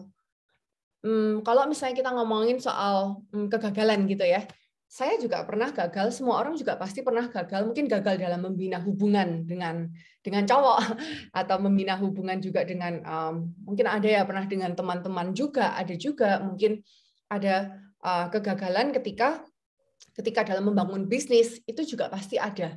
Gitu. Tapi kalian dan kita semua itu mesti kita mereward our failure, mereward kegagalan kita. Karena kalau nggak seperti itu, ya siapa sih yang akan menjadi your number one supporter selain diri kalian sendiri? Dan tentunya yang namanya kesalahan itu pasti akan selalu ada terus dalam hidup gitu. Tapi dari situ kita pasti belajar sesuatu kok, nggak mungkin nggak gitu. Ada learning point yang kalian dapat gitu. Nah, lalu yang keempat itu adalah menjadi kreatiflah sekreatif-kreatifnya gitu. Mungkin kayak, aduh kok susah ya Kak ya menjadi kreatif itu gimana sih sebenarnya? Emang pasti bisa ya Kak ya, dengan ada kreativitas itu bisa muncul inovasi-inovasi. Pasti bisa. Kalau yang namanya kreatif itu, ya intinya kalian berusaha menyelesaikan segala permasalahan yang kalian ada, itu nanti akan muncul kreativitas dari situ. Gitu. Mungkin kayak permasalahannya mungkin sekarang kayak aduh kesannya kecil-kecil sih Kak. Oke, and then try to explore apa yang kalian temukan sebagai challenging. Let's say nih, oh kalian coba ambil kelas-kelas online misalnya, atau kalian lagi sekolah sekarang pun itu juga kalian pasti menemukan kesulitan-kesulitan kan dari pelajaran. Tapi ya itu coba kalian sekreatif mungkin gimana caranya untuk akhirnya kalian bisa menyelesaikan pelajaran-pelajaran yang menurut kalian susah ini. Gitu. Nah, jadi dengan nantinya setelah kalian melakukan chi di sini dalam artian kreativitas, creativity, hardship, and innovation, kalian itu jadi memiliki chi sesungguhnya, chi yang lebih dalam lagi. Jadi benar-benar aliran energi yang energize kalian, yang membuat kalian lebih berenergi dan lebih ngerti arah hidup kalian seperti apa, itu benar-benar dalam. Jadi sesuai dengan artian Qi dalam bahasa Mandarin, di mana itu adalah vital life force yang benar-benar mengalir dalam hidup kita. Dan apa aja sih yang di dalamnya, yaitu adalah creativity, hardship, and innovation. Oke, sekian dari saya. Mungkin ada yang mau ditanyakan? Ya, oke. Demikian teman-teman. Dari Kak Debbie, silahkan, kita masih ada waktu yang ya masih sampai pukul 9.30. Yuk, yang mau tanya-tanya, silahkan. Ini Amanda lagi, ya ampun Amanda, kamu rajin sekali. Oke, sebentar, lainnya dulu. Ini dari MIPA sudah, sekarang dari IPS. Tunggu ya Amanda, kalau nggak ada yang lain baru Amanda. Ayo dari IPS 1 dan 2. Ayo dari IPS, mana nih IPS? Oke, selamat datang juga dari IPS 1. Ada Luisa yang sekarang gabung di IPS 1. Mana ya Luisa ya? Coba Bu Sinta belum ketemu Hadir, Bu. Luisa mana bisa open cam? Sebentar, Bu. Oke. Tadi Bu Sinta absen IPS ya, karena hanya ada 2. Yang BB nanti siap-siap sampaikan pertanyaan perwakilan dari BB. Oke, ini Luisa ya. Halo Luisa. Halo, Bu. Oke, terima kasih. Kamu masih piknik di atas gunung, Luisa? Enggak, Bu. Oh enggak. Ini kayaknya masih di negeri di atas awan. Ya, Luisa, silakan. Apa yang menarik dari Kak Debbie? Kalau ada pertanyaan atau hal apa yang sudah kamu petik dari perbincangan kita? Yuk, mohon suaranya. Oke, jadi menurutku semangatnya sih, Bu. Yang paling menonjol semangatnya karena apalagi sekolah di luar kan. Otomatis entah hektik dari tekanan dari lingkungan atau mungkin dari proyek atau tugas-tugasnya, tapi masih bisa membagi waktu antara kayak main dengan teman atau yang harus difokuskan untuk belajar gitu. Oke, terima kasih Luisa. Semangatnya. Luisa pengen sekolah di luar? Pengen, Bu. Oke, kejar cita-citamu Luisa, pasti bisa. Ya. Siap. Oke, sip. Kita keep ya Luisa, artinya nanti kita tunggu siapa tahu 6 tahun, 9 tahun lagi Luisa yang ya sebagai pembicara nih untuk adik-adiknya. Bu Sinta jadi MC lagi enggak ya besok ya? 6 tahun lagi siapa tahu Luisa sebagai narasumbernya. Oke, terima kasih Luisa. Ini perwakilan dari IPS. Sekarang dari BB. Mana suaranya BB? Tadi Viola yang keluar masuk kesulitan, mungkin jaringan kurang bagus. Silakan BB. Mari. Mau menanyakan begitu atau appreciate ya buat Kak Debbie. 10 BB, mari loh. Perwakilannya kan nggak mungkin 28 tanya semua. Sekarang tambah 29. Begitu ya Bu Tias ya? Betul, sekarang nambah 29 Ibu. Oke, seperti Luisa tadi. Silahkan BB nomor 29. Kristi, mana Kristi? Silahkan. Ini sekalian juga untuk perkenalan ke teman-teman ya. Kristi juga baru bergabung di keluarga 10 BB. Setelah kemarin setahun belum ada ya, 1 semester di kelas MIPA. Kristi, apakah join?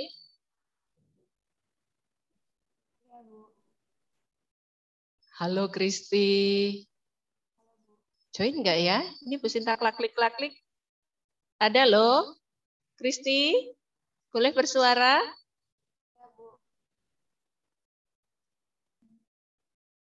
Mana suaranya Kristi? Apakah ada kendala?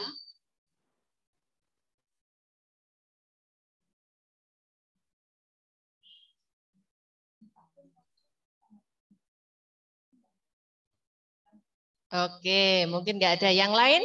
Kelas 10 BB yang lain? Ya, ini ada raise hand. Siapa tadi yang raise hand ya? Sekar, Bu. Oke, Sekar. Sekar 10 BB? Iya. Ya, monggo Sekar. Silakan. Ini bukan pertanyaan, tapi saya pengen ngucapin terima kasih buat Kak Debbie atas motivasinya, terus cerita-cerita pengalaman dari Kak Debbie sendiri, dari sekolah, kemudian dari kerja di US, kemudian ada juga pengalaman dari Kak Debbie mengenai berdirinya aplikasi Super untuk menolong orang-orang yang mungkin berjualan di kota-kota terpencil. Dan saya sangat apresiasi itu, dan banyak juga pembelajaran yang saya ambil dari Kak Debbie sendiri dan pengalaman uniknya. Dan sekali lagi terima kasih untuk pengalaman yang sudah Kak Debbie ceritakan. Semoga cerita dari Kak Debbie bisa memotivasi kami semua para kandidat STJ. Itu aja. Oke, sebentar. Kalau tadi banyak yang saya ambil dari pengalaman Kak Debbie. Nah, salah satunya kalau Luisa tadi semangatnya. Kalau Sekar melihat apanya? Tentu saja itu yang kita ambil ya. Kita ambil itu bukan Kak Debbie memang semangat. Kalau saya ya lihat aja, nonton aja, dengerin aja. Kan enggak? Nah, kita juga harus ikut terpengaruh dari semangat Kak Debbie. Kak Debbie dulu seperti itu, saya pasti juga bisa. Lepas dari background dan lain-lain ya. Yuk, kalau Sekar apa yang bisa kamu petik dan itu akan kamu internalisasi ke dirimu? Kalau saya lebih kepada dari pengalaman Kak Debbie bersekolah, terutama yang di US, saya jadi belajar untuk beradaptasi sih lebih tepatnya. Karena kadangkala sejujurnya saya agak kesusahan untuk beradaptasi ketika saya berpindah dari satu tempat ke tempat yang lain, yang dimana satu tempat yang ini itu mempunyai orang-orang yang memiliki background yang berbeda. Jadi saya harus bisa beradaptasi dengan mereka begitu.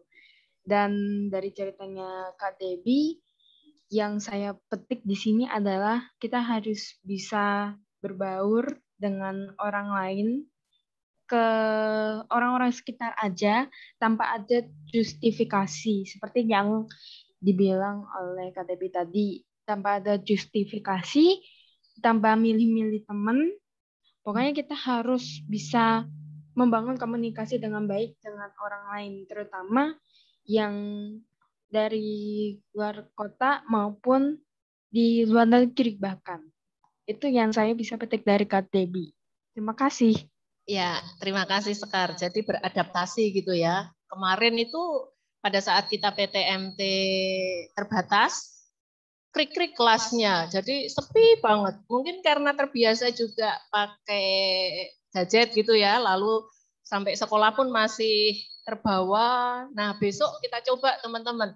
Begitu masuk sekolah, tanggal 10 udah masuk ya, meskipun masih PTMT terbatas. Mari kita hidupkan kelas itu benar-benar kelas. Kita kayak sekolah yang dulu. Jadi tidak hanya lihat gadget, lihat HP begitu. Nah, tadi Sekar sudah mengajak kita untuk bisa beradaptasi, ya, bisa ngobrol sampai kita itu ya, khususnya Bu Sinta ngerasa di kelas ini bingung malahan karena kelasnya lalu sepi, sudah isinya hanya 10, 12, lalu krik-krik rasanya ini piye malah mau memulainya bingung. Gitu ya, teman-teman, mohon besok pas masuk tanggal 10 kalau masih shifting gitu ya, karena masih kelompok A dan B, maka mari kita hidupkan lagi kelas yang sudah 2 tahun itu merindukan dinding-dinding, meja, kursi itu mungkin mereka kangen loh dengan suara-suara kita juga. Gitu. Oke, terima kasih Sekar mengingatkan kita. Kita nggak boleh justifikasi istilahnya pilih-pilih teman ya, bahkan mungkin di kelasnya sendiri malah nggak berbaur, malah dolan ke kelas sebelah misalnya. Boleh aja dolan-dolan, tapi ya tentu saja di kelas kita sendiri juga harus saling mengenal. Oke, ini dari BB. Sekarang Amanda silahkan dari MIPA atau ada kelas MIPA yang lain. Tadi Amanda ini rajin sekali, udah berkali-kali. Dari MIPA yang lain?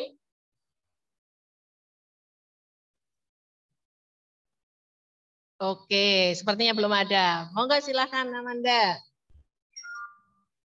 Jadi saya mau bertanya lagi, ilmu yang diperkuat untuk ambil jurusan bisnis tuh apa saja ya? Soalnya saya juga tertarik sih ambil jurusan bisnis. Terima kasih. Iya, oke. Ya, kalau untuk ambil jurusan bisnis sebenarnya semua pelajaran sih penting ya. Tapi memang yang kalau dari kan ini jurusan IPA ya, Amanda ya, bener ya? Ya, Iya, MIPA. Ya. Oke, ya kalau memang dari jurusan IPA sih memang ya yang diperkuat di IPA-nya sih, kayak misalnya matematika, IPA, semua IPA ya, maksudnya dari kimia, fisika, biologi, karena ujung-ujungnya pasti akan kepake di mana hitung-hitungan kepake dan juga untuk hafalan-hafalan juga kepake sih. Jadi Saya nggak tahu maksudnya di situ apakah ada pelajaran ekonomi atau pelajaran sejarah. Tapi kalau memang ada, itu juga dipertajam juga boleh sih, karena itu pasti akan kepake sekali. Gitu. Ya, kalau saya dulu, tapi saya nggak tahu ya kalau sistem kuliah di Indonesia ya. Kalau saya dulu di sistem kuliah di Amerika tuh sebenarnya kepake semua, karena saya awal-awal tuh ada pelajaran sejarah, pelajaran geografi, jadi semuanya kepake kalau saya dulu. Maksudnya dari pelajaran-pelajaran di SMA. Tapi kalau di Indonesia, I'm not too sure about that. Yeah. Oke. Jadi semua kepake gitu ya, Amanda. Terlebih bukan secara materi ekonomi, misalnya gitu ya, materi kebutuhan, kelangkaan, tidak seperti itu lingkupnya gitu ya, Debbie. Tetapi pengalaman hidup, daya juangnya, semangatnya pada saat observasi kemarin ya, misalnya wawancara ke warung tetangga, nah itulah yang kepake. Tapi kalau istilahnya materinya itu bisa dipelajari sendiri. Gitu mungkin tangkap yang bisa Bu Sinta tanggapi gitu ya, Debbie ya. Benar, Bu Sinta, jadi semangat Kak Debbie dulu tuh kalau tanya guru nyegat-nyegat gitu. Gurunya baru lewat, Debbie bawa buku, lalu Bu tanya ini maksudnya apa, ini apa, sama Pak Ari misalnya lagi di lapangan. Gitu kan Debbie dulu? Iya. Buku lalu bawa ballpoint gitu. Bu Wiwit. Wah, tuh nyegat-nyegat Bu Wiwit, kita udah tergesa-gesa, dicegat-cegat. Misalnya kayak gitu. Ya, oke, tidak terasa teman-teman. Tinggal 1 menit lagi sebelum penutupan. Ya, jadi nanti Bu Sinta akan menggarisbawahi dari perjumpaan kita. Sambil teman-teman tolong reaction untuk Kak Debbie. Silahkan untuk memasang di layar kalian masing-masing. Tolong untuk diapresiasi bagaimana Kak Debbie. Kalau oke, maka suatu saat kita akan mengundang lagi Kak Debbie dengan pengalaman yang lainnya. Sekarang tentang C, Creativity, Hardship, and Innovation. Benar nggak ya Bu Tias bacanya? Saya perlu cek dengan guru bahasa Inggris. Masih betul, Bu. Betul. Biar semangat ini ya. Iya, Creativity, Hardship, and Innovation. Itu yang dipakai Kak Debbie untuk belajar. Jadi membuat ringkasan-ringkasan. Belajar akuntansi maka harta, utang, modal, HUM misalnya, HUM gitu ya. Itu persamaan dasar akuntansi. Oh, kalian belum belajar. Bau misalnya, itu kan bagaimana, untuk siapa, ya apa. Nah, bikin ringkasan seperti itu. Nah, beberapa yang Bu Sinta catat dari pembicaraan kita, yang pertama adalah mencari jati diri itu akan kita lakukan seumur hidup. Tetapi Tuhan pasti akan mengarahkan kemana kita akan melangkah. Kita mungkin belum tahu teman-teman ini besok mau jadi apa gitu ya. Kalau yang MIPA, tidak semuanya jadi dokter misalnya ya, tapi di situ kita bisa mengambil apa sih yang saya tertarik mungkin dari obrolan dengan teman-teman. Oh, saya ternyata sering dimintai curhatan. Oh, maka jurusan besok yang akan saya ambil misalnya ya sesuai dengan hal ini. Maka teman-teman silakan untuk selalu berkoordinasi, berkomunikasi dengan guru BK, kalau di sekolah, curhat, begitu ya. Lalu di sana akan menemukan cara yang akan memudahkan teman-teman untuk menemukan saya itu nanti akan kemana sih, arahnya kemana, gitu ya. Dan pasti juga teman-teman diingatkan tadi oleh Kak Debbie, ada pembelajaran hidup dari setiap peristiwa yang dialami. Dan Tuhan tahu toh batas limit kita itu ada di mana. Maka tenang saja, jangan ragu, jangan khawatir, jangan sedih ya, yang baru putus dari pacarnya, wah liburan malah diputus sama pacarnya. Don't worry, be happy, begitu ya. Kita bisa mengatakan seperti itu sekarang karena kita sudah keluar dari zona nyaman tadi.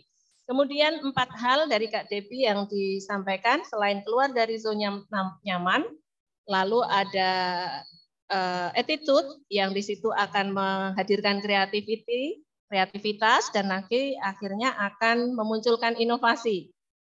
Tidak ada masalah dan dengan adanya kesalahan atau kegagalan, maka jangan takut gagal, ada reward kegagalan gitu ya, dan number one supporternya itu ya kita sendiri. Jadi orang lain, jangan mengandalkan orang lain. Saya gagal, saya salah, enggak apa-apa. Ada pembelajaran di sana. Kemudian yang keempat, belajar untuk menyelesaikan semua masalah. Ini yang saya ambil dari perbincangan kita dengan Kak Debbie. Teman-teman, saya kira ini sungguh berarti, sungguh bagus. Kak Debbie sudah memberi banyak hal, ya.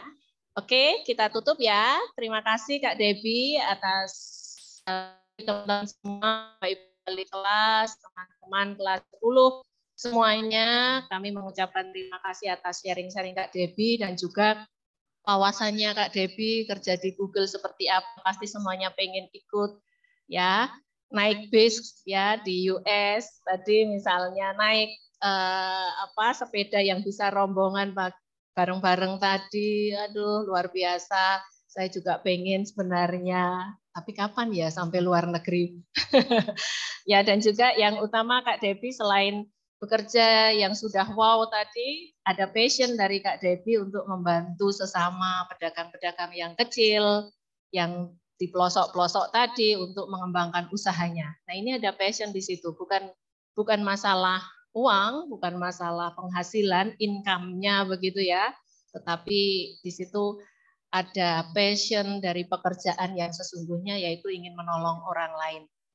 Mungkin begitu Kak Debbie, mari dua patah kata untuk menyemangati adik-adik. Ya, makasih banyak sebelumnya Bu Sinta dan seluruh Bapak dan Ibu guru dan juga adik-adik semua atas kesempatannya untuk bisa sharing-sharing. Ya, mohon maaf juga kok tadi ngomongnya campur-campur dan mungkin ada kata-kata yang dalam bahasa Indonesia mungkin sedikit aneh. Tapi ya, thank you so much. Selalu sukses dan juga diingat Ci-nya dalam hidup seperti apa. Dan saya juga berdoa semoga semuanya bisa sukses, sehat-sehat, dan lancar nanti tanggal 10 ya mulai masuknya.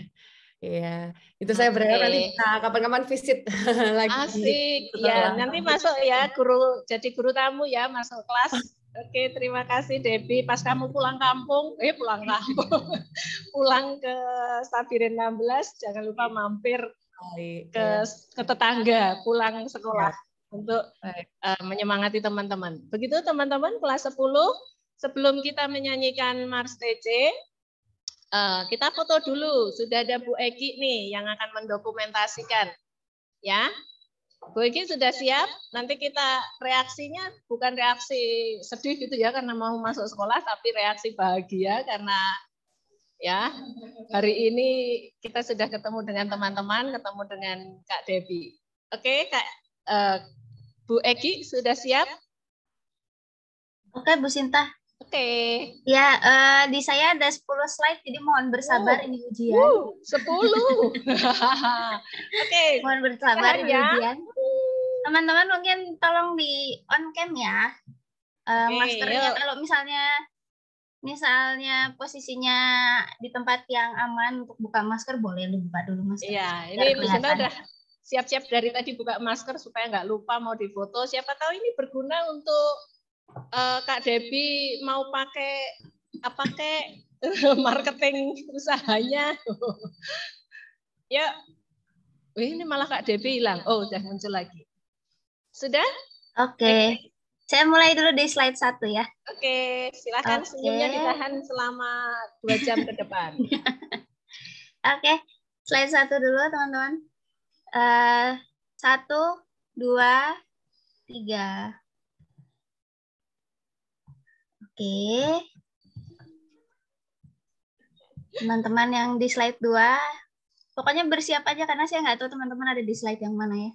Gitu. Oke, slide selanjutnya 1, 2, 3. Oke. Slide 3. 1, 2, 3. Oke. Slide 4. Oh, slide 4 malah banyak yang off cam nih. Waduh, kosong ini, nggak ada isinya. Aduh. Aja kalau nggak ada isinya. Ada. Oke. Oh, ada. Yuk. Yuk, yang belum on cam silakan on cam dulu teman-teman. Oke, slide 4 ya. 1, 2. Oke, saya ke slide 5. 1, 2. Oke. Banyak, Bu. Maaf ya. Iya, enggak apa-apa. Berarti pesertanya banyak. Oke, slide 6. 1, 2, 3. Oke. Slide 7. 1, 2, 3. Oke. Slide 8. Siap-siap ya. 1, 2.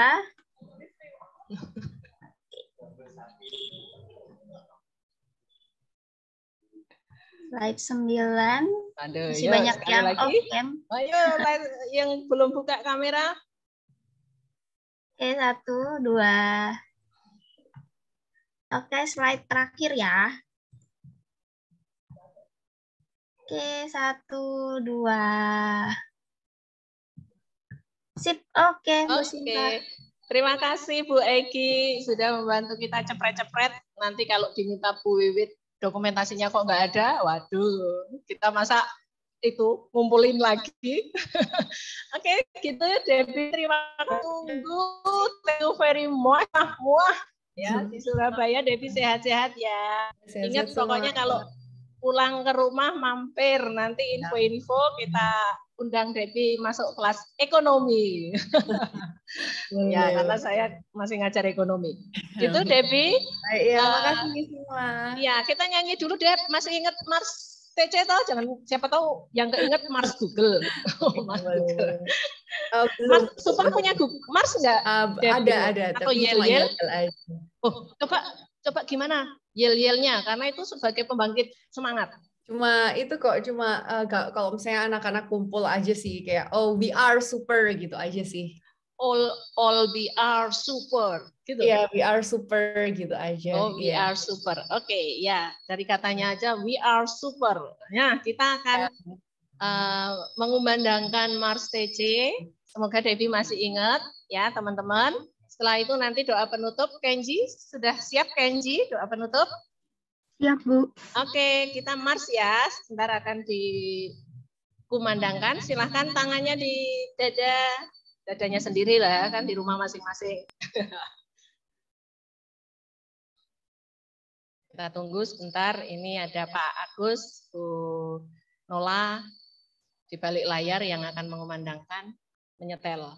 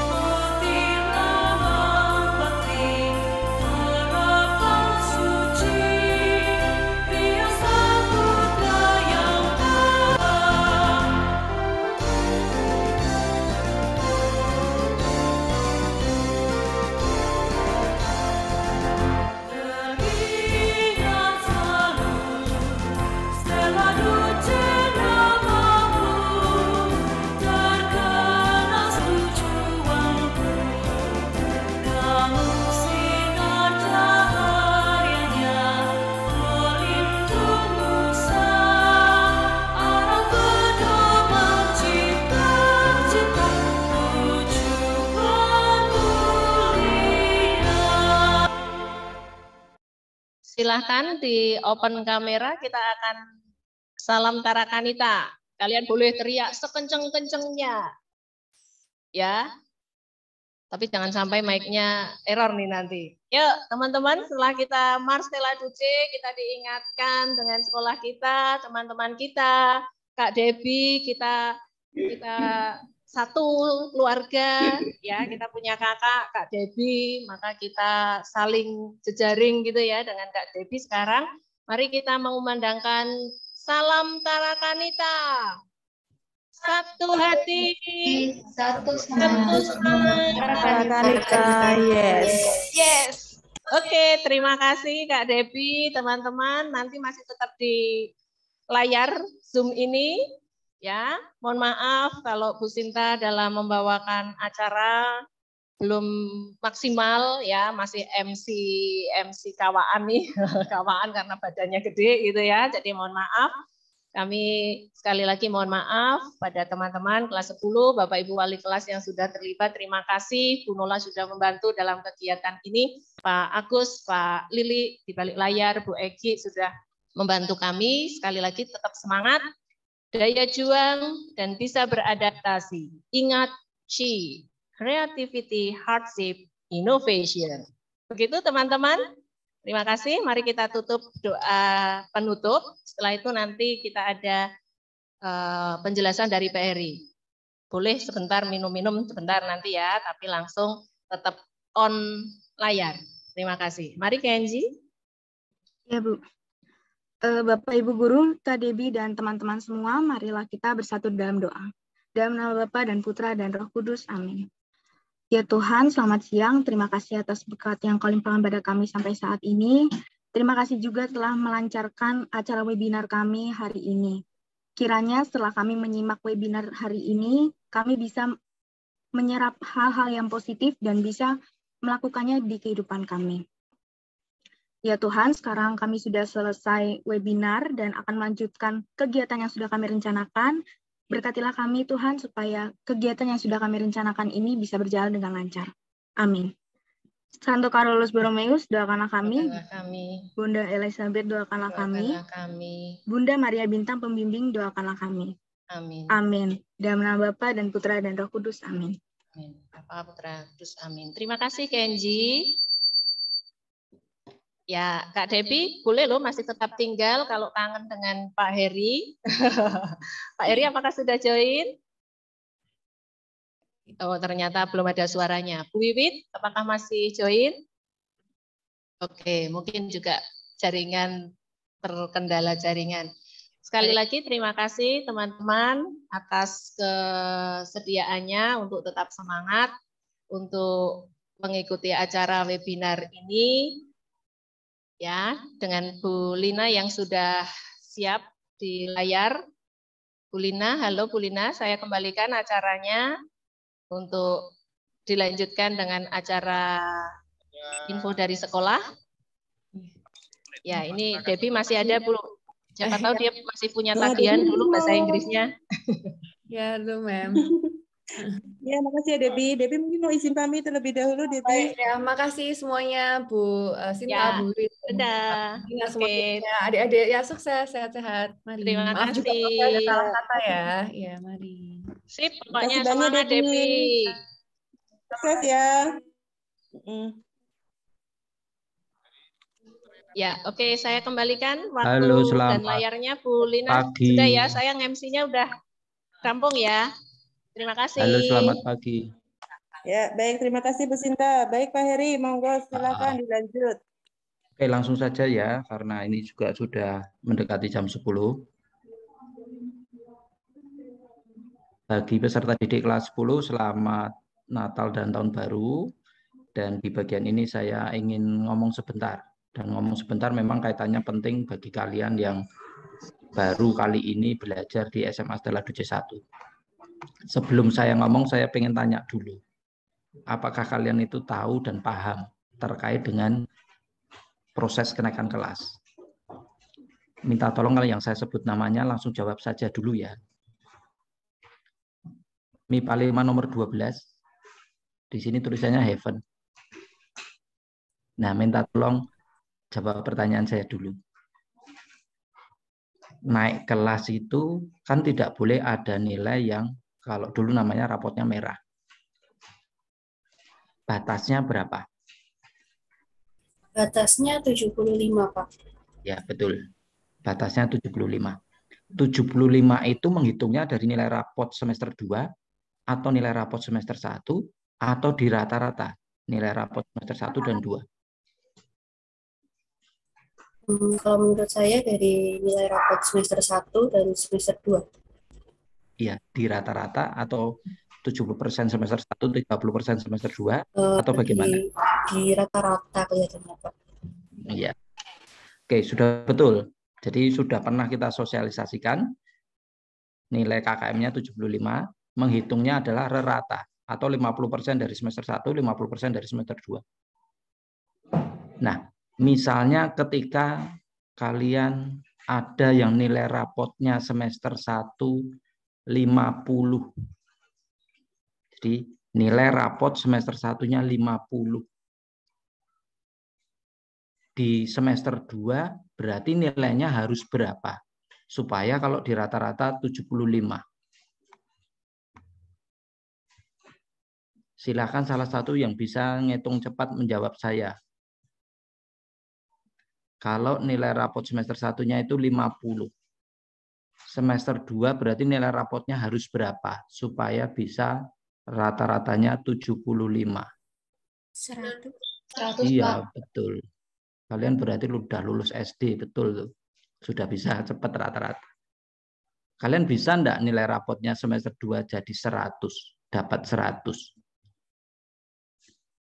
Berat, Pak. Ya, sangat berat. Nah, untuk kali ini penting bagi saya untuk ngomong itu kaitannya dengan ini. Jadi begini ya, di SMA Stella Duce 1 itu memang sudah terkenal dengan kedisiplinannya, ketertibannya.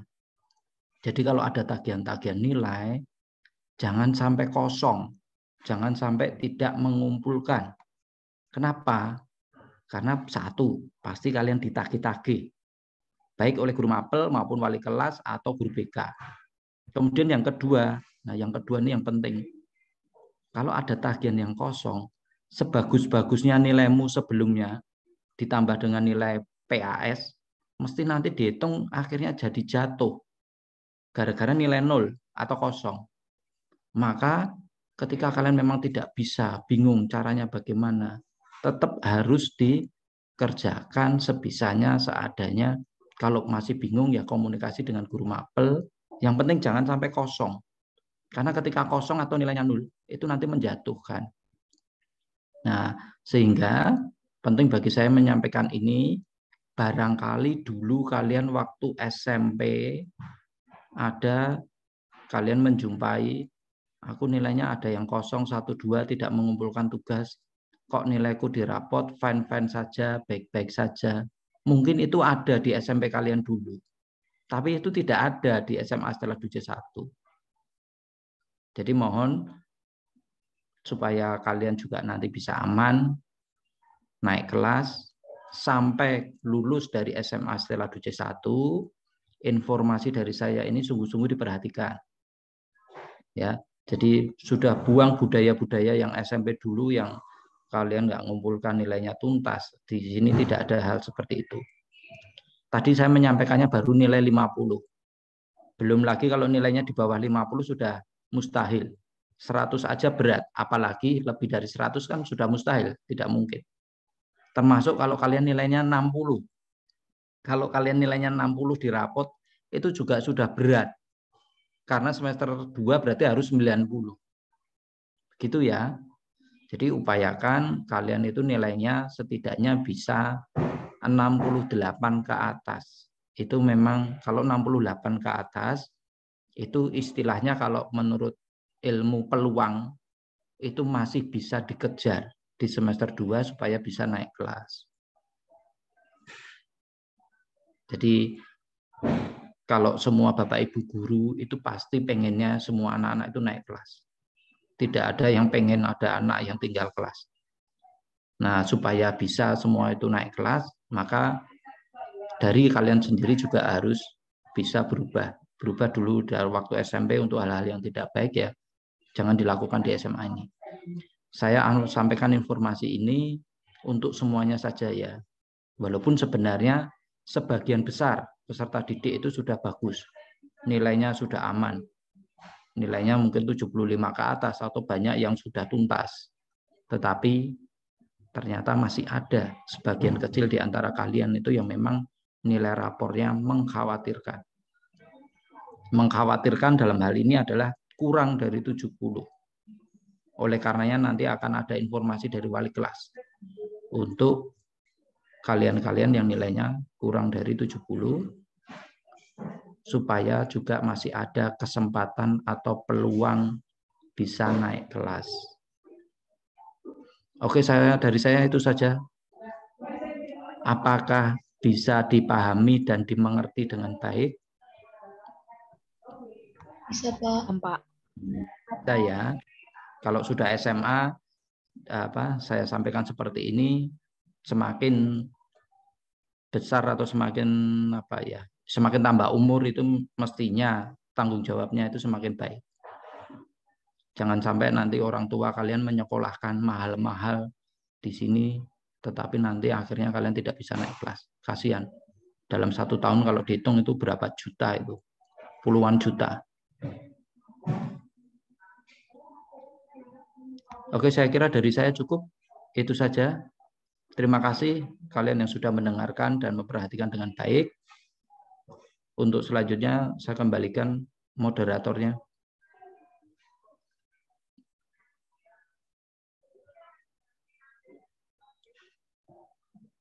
Halo Ibu Moderator. Moderatornya siapa Bu Indri?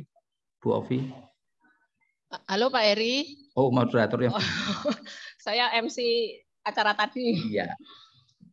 Oke, terima kasih Pak Eri. Demikian teman-teman, informasi dari sekolah. Saya kira cukup jelas ya, terkait dengan yang disampaikan Pak Eri. Untuk yang lain-lain besok disampaikan wali kelas di kelas masing-masing. Demikian ya Pak Eri. Oke, karena tadi sudah ada doa penutup di acara ini, maka teman-teman tidak perlu lagi jimit doa penutup. Untuk hari ini berarti kegiatan pembelajaran kita diakhiri dengan seminar dan informasi dari Pak Heri. Begitu ya Pak Heri? Iya Bu Sinta. Ya, oke, teman-teman bisa memanfaatkan waktu yang masih isolasi mandiri di hotel dengan keluarga, selamat isolasi mandiri. Teman-teman yang juga isolasi mandiri di rumah masing-masing di Jogja, di tempat lain, sungguh gunakan waktu dengan sebaik-baiknya. Hari Senin nanti kita ketemu di sekolah, PTMT terbatas ya, masih shifting, lalu baru tanggal 31 sudah sekelas penuh. Ingat tadi teman-teman pesan dari salah satu teman kita, maka kita beradaptasi dengan teman yang lain, sehingga besok Senin kita masuk kelas tidak krik-krik kelasnya, tapi mari kita rame-rame, kita ngobrol dengan temannya, kita tidak pakai gadget dengan pegang HP terus di sekolah, ya meskipun juga tetap protokol kesehatan. Demikian teman-teman yang bisa kami sampaikan. Terima kasih Pak Heri atas informasinya. Teman-teman bisa memanfaatkan waktu hari ini untuk hal-hal yang produktif dan inovatif dengan kreativitas masing-masing. Sekian, saya mohon maaf dalam membawakan acara banyak kurang dan banyak kesalahan. Sekali lagi mohon maaf. Bapak Ibu Wali kelas terima kasih pendampingannya. Bu Egi, Pak Lili, Pak Agus di balik layar terima kasih atas bantuan dan kemurahhatiannya. Terima kasih. Dengan demikian kita tutup kegiatan webinar dan informasi dari sekolah. Selamat pagi, Tuhan memberkati. Dadah. Terima kasih Bu. Terima kasih semua. Wah, itu ada adiknya siapa yang ikut dadah. Terima kasih. Terima kasih untuk semuanya. Terima kasih Bapak Ibu wali kelas. Terima kasih Bu Lina, tim Pak Eri, terima kasih. yang sudah membantu. Dedek pamit. Ya. Terima kasih semuanya. Keseruan dan Yo, terima kasih. Terima kasih. Wah, bye-bye. Terima kasih. Iya, dadah tutup. Terima kasih. Pamit. Oke.